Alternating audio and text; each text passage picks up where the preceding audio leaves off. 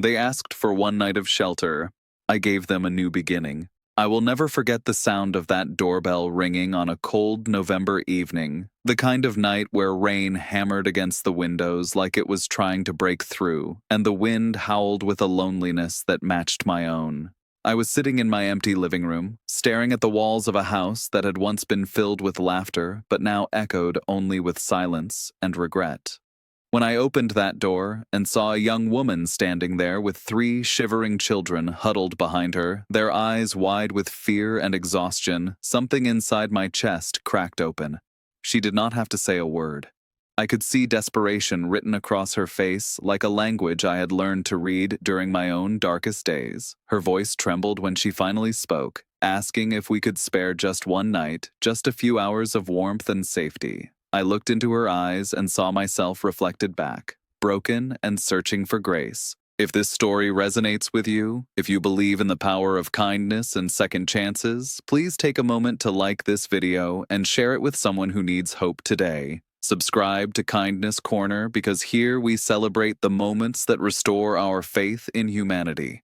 Leave a comment telling me where you are watching from, and let me know if you have ever been on either side of a door like this one, either asking for help or offering it. Your engagement means the world and helps spread these stories of compassion to people who need them most. My name is Marcus, and before that rainy November night, I had spent the better part of a year convincing myself that I was fine with being alone. My marriage had ended 8 months earlier, not with screaming or drama, but with a quiet admission that we had become strangers living under the same roof. Catherine had packed her things methodically, taking half of everything we had built together, and when she closed the door for the last time, I felt nothing but numbness. The house felt too big, too quiet, too full of memories that now tasted bitter. I threw myself into work at the accounting firm where I had spent 15 years climbing a ladder that led nowhere meaningful. I came home to frozen dinners and television shows I did not really watch, and I told myself this was enough, that independence was what I had always wanted. But the truth was that I woke up every morning with a hollowness in my chest that no amount of coffee or routine could fill. I had stopped calling my friends because I was tired of their pitying looks and awkward attempts to set me up on dates. My parents lived 3 states away, and our phone calls had become brief exchanges of pleasantries that avoided the real questions. I was 42 years old and felt like I had somehow missed the point of everything. Work was just numbers on spreadsheets. Home was just a place to sleep. Life had become a series of motions I went through without understanding why. So when Vivian stood on my doorstep that November evening, soaked to the bone with her children pressed against her like she was their only shield against the world, I saw something I recognized. I saw someone who had run out of options, who had swallowed their pride to knock on a stranger's door, who was holding on by their fingernails to whatever hope remained. Her oldest child, a boy who could not have been more than 8 years old, had his arm protectively around his 2 younger sisters. The middle child had tears streaming down her face, mixing with the rain, and the youngest was clutching a stuffed rabbit that had seen better days. They all looked at me with a mixture of fear and desperate hope, and I realized that in that moment I had a choice that would define what kind of man I really was. I stepped aside without hesitation and gestured them into the warmth of my home. Vivian's shoulders sagged with relief so profound that she nearly stumbled crossing the threshold. She tried to speak, to explain, to apologize for the intrusion, but I raised my hand gently and told her that explanations could wait until everyone was warm and dry. I showed them to the guest bathroom where I piled clean towels, found some of my old shirts that Vivian could wear, and pulled out sweatpants that would be enormous on the children but at least were dry. While they changed, I made hot chocolate and soup, suddenly grateful that my mother had insisted on teaching me to cook properly despite my protests as a teenager. When they emerged, transformed from drowned refugees into something resembling normal people again, I finally got a good look at them. Vivian appeared to be in her early 30s, with light brown hair that fell in damp waves around her shoulders and eyes that held stories I suspected were painful to tell.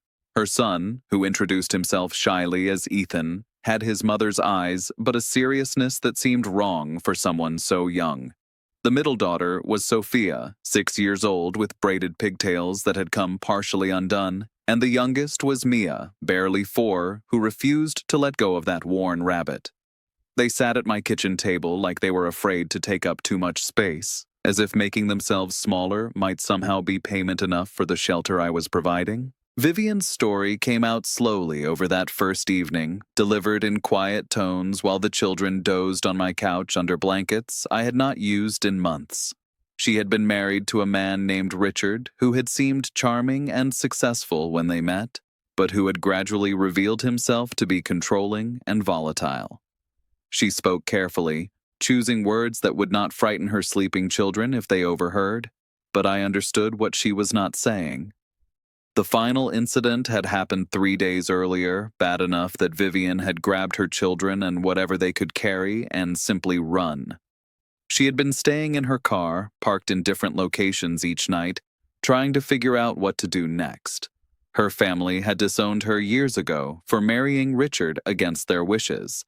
She had no friends left because Richard had systematically isolated her from everyone who might have helped. She had been driving through my neighborhood looking for a church or community center that might offer assistance when her car had finally given up, sputtering to a stop 2 blocks from my house. She had walked through the rain, knocking on doors, and I was the first person who had answered. 3 other houses had left their doors closed, either not home or unwilling to get involved. I thought about those closed doors and felt something close to shame for every time I had ignored someone else's need because it was inconvenient or uncomfortable. I told Vivian that she and her children could stay the night, that we would figure out next steps in the morning, and I saw her whole body relax in a way that told me she had been holding herself rigid with fear for far too long. That night, lying in my own bed while strangers slept under my roof, I stared at the ceiling and wondered what I had gotten myself into.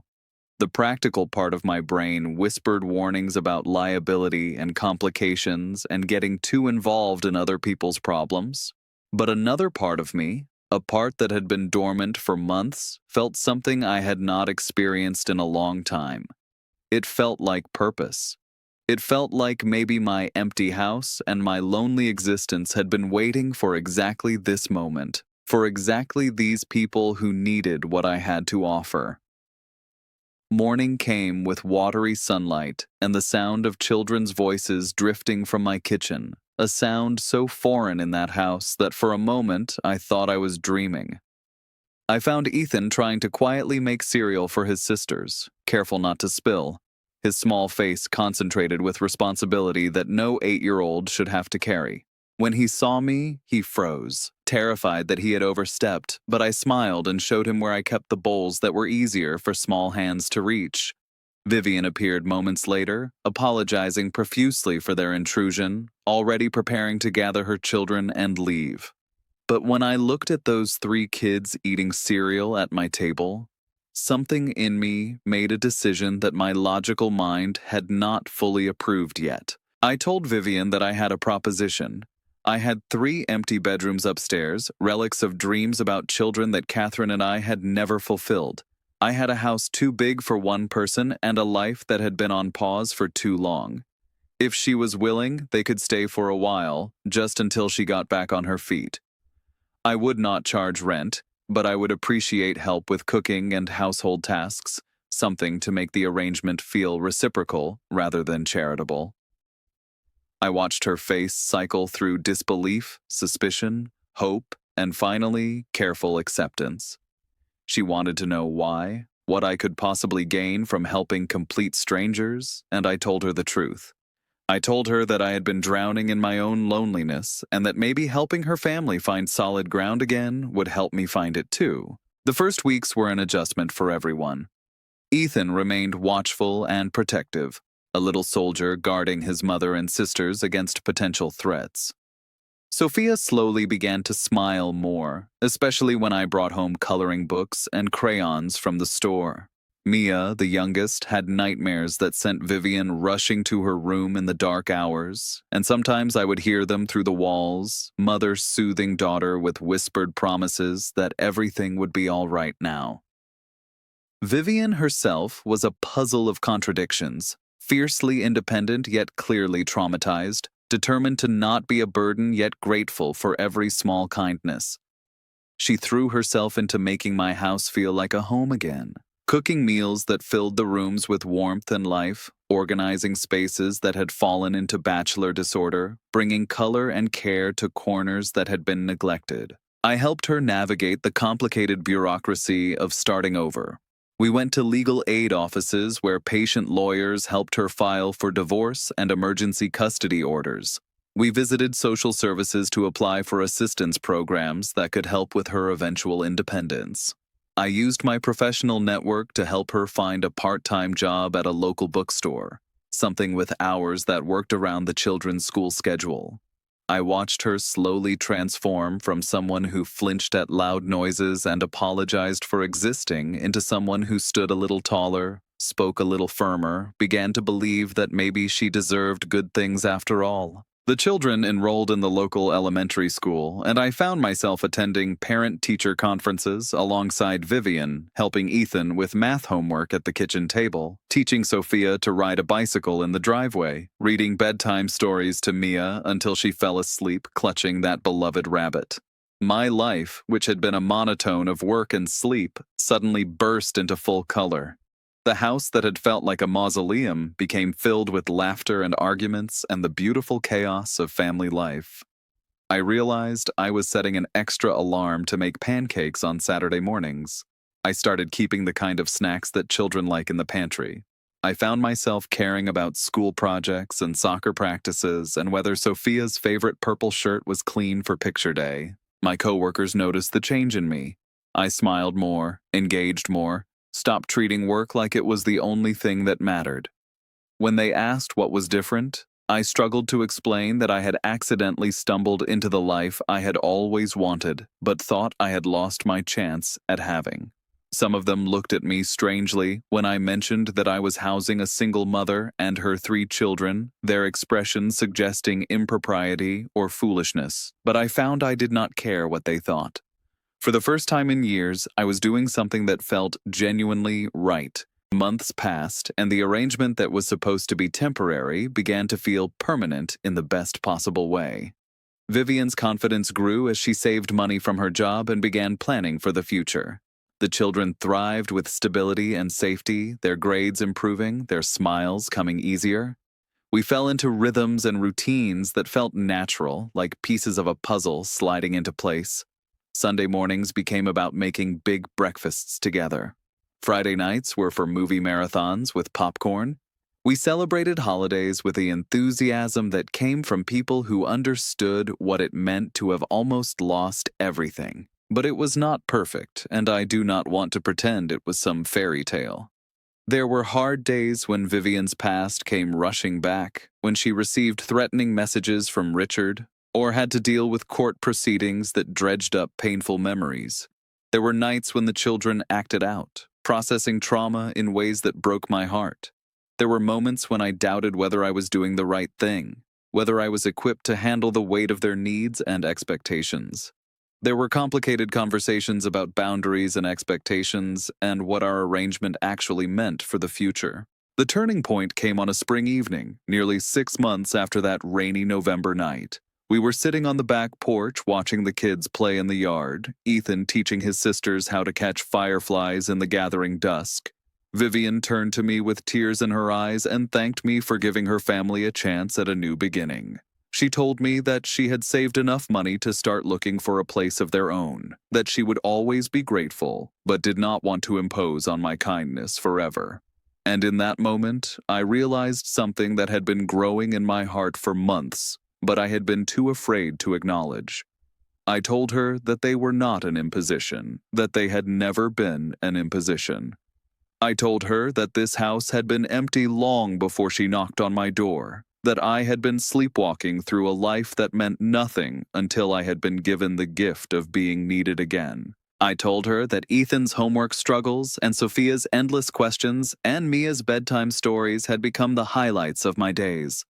I told her that somewhere along the way, her family had stopped being guests and had become the reason I came home every evening with actual excitement about what waited for me. I told her that if she wanted to stay, not out of necessity but out of choice, I would consider it the greatest honor of my life. We cried together on that porch, two people who had been broken by life in different ways but had found healing in the most unexpected place. We talked late into the night about what the future might look like, about building something real and lasting from the foundation of kindness and mutual care we had established. We agreed to take things slowly, to let whatever was growing between us develop naturally without pressure or expectations. But we also agreed that sometimes the best families are not the ones you are born into, but the ones you choose, the ones you build from scratch with intention and love. If this story has touched your heart, if it has reminded you that kindness can change everything and that second chances are real, please take a moment to like this video and share it with someone who needs to hear this message today. Leave a comment telling me about a time when someone's compassion made a difference in your life, or a time when you were able to offer that kind of help to someone else. These stories matter, and your engagement helps them reach people who are standing at their own closed doors wondering if anyone will answer. A year has passed since that November evening, and our lives look completely different now. Vivian is the assistant manager at the bookstore, thriving in a job she loves. Ethan is on the school soccer team and has slowly let go of the weight of being the family protector now that he knows there are adults he can trust to keep everyone safe. Sophia has discovered a love for art, and the refrigerator is covered with her colorful drawings. Mia still has her rabbit, but it has been joined by a growing collection of stuffed animals, each one a symbol of security and permanence. The house that was once too quiet now rings with life and love, and I wake up every morning grateful for the sound. Vivian and I are taking our time, building something real with patience and care, both of us having learned from past mistakes. The children call me Marcus, not Dad. And that is fine because the labels matter less than the reality of what we have created together. We are a family, unconventional perhaps, but bound together by choice and care, and the understanding that sometimes the most beautiful things in life come from moments of desperate need, meeting unexpected generosity. I think about those 3 other doors that stayed closed on that rainy night, and I wonder how different my life would be if I had made the same choice. I think about how close I came to not answering my own door, to staying on my couch and ignoring the bell because I did not want to be bothered. I think about all the moments in life when we have the opportunity to change someone's trajectory with a simple act of kindness, and how easy it is to choose convenience over compassion. I am grateful every day that I chose differently, that some part of me recognized that we were all drowning in our own ways, and that maybe we could save each other. Before I finish this story, I want to ask you something important. In the comments below, please share what lesson this story taught you, or what it reminded you about the power of human kindness. What will you take away from hearing about one rainy night that changed everything? Your reflections help create a community of people committed to being the ones who answer the door, who offer shelter, who believe in new beginnings. The truth I have learned is this. We are all just one crisis away from needing help, and we are all capable of being the help that someone else desperately needs. Vivian asked for one night of shelter, and I gave her a new beginning. But what I have come to understand is that she gave me one too. She gave me back my purpose, my joy, my belief that life could be full and meaningful again. She and her children gave me the family I thought I had lost forever. They gave me the chance to be the kind of man I always hoped I could be. So when you see someone standing in the rain, whether literally or metaphorically, do not close your door. Do not convince yourself that it is not your problem or that someone else will help. Answer the bell. Offer what you can. Trust that sometimes the greatest gifts we receive are the ones that come disguised as someone else's need. Because that knock on your door might not just be someone asking for shelter. It might be life offering you a new beginning too. if only you are brave enough to let them in. My name is Marcus, and I am no longer alone. I am part of something bigger and better than I ever imagined possible. And it all started with a choice to say yes when the easiest answer would have been no. That is the power of kindness. That is the miracle of second chances. That is what happens when we choose love over fear, generosity over convenience, and hope over cynicism. One night of shelter became a lifetime of family, and I would not change a single moment of it.